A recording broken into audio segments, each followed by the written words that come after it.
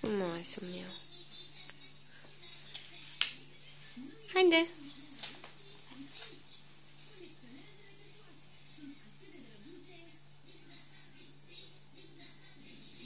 Așa.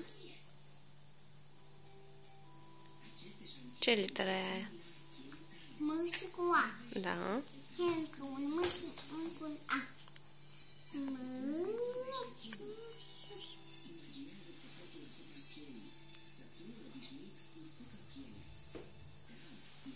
Și tata, știi să scrii și tata?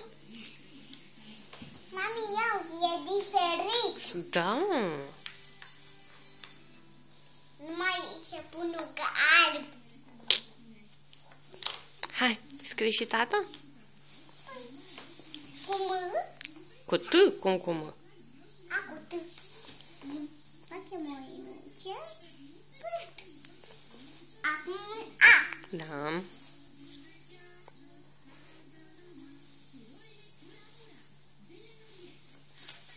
Așa.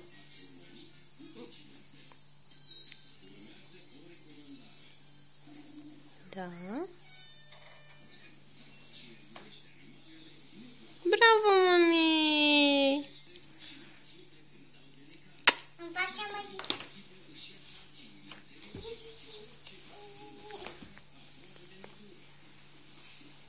Alexandra. Vrei să te învăț să scrii Alexandra? Da. Da, Maria, știi să scrii? Maria, cu ce literă începe? Cu M. Care e? Cum arată, mă? Cum adică cum arată M? M de la mama. Ăsta? Da. Dar și fac mic. Uite. Ia. Uite chiar. Ce? Așa. Cu ce să fac? A.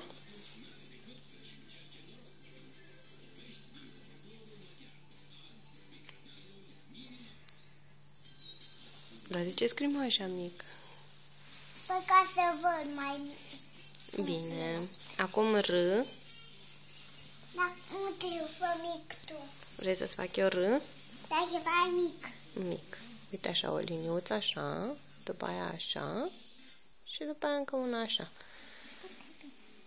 Acum I. Care e? Acolo, doar o inuță. Exact. Așa? Și încă una.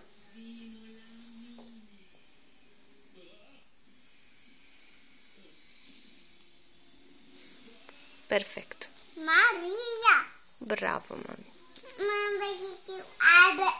Alexandra. Da, hai, scrie un A.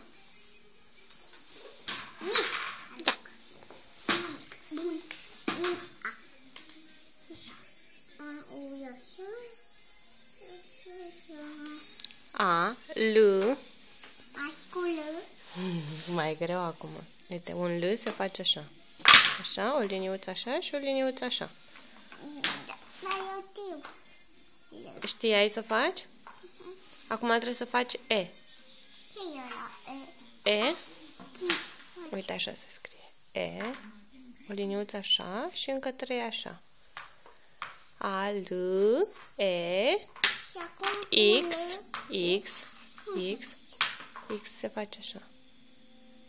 Acum A. A, ăsta e ușor. Un X e ăla. Acum A. N. Nu? Da, nu se face aproape ca și M, dar e mai, are doar o singură liniuță așa. N, D. Care e? Acum avem litere de învățat, mami. D, R. Ăsta e R. Păi fă-l tu, fă-l tu. Dar nu știu. Uite, ăsta este. Facem așa. Așa? Așa, și mai tragi o linie aici și mai pui un așa. Și A. Acum A. Am făcut puțin mai. Și ai scris Alexandra. Alexandra. Bravo, Moni. A e și cu alte litere. Da, bravo, Moni.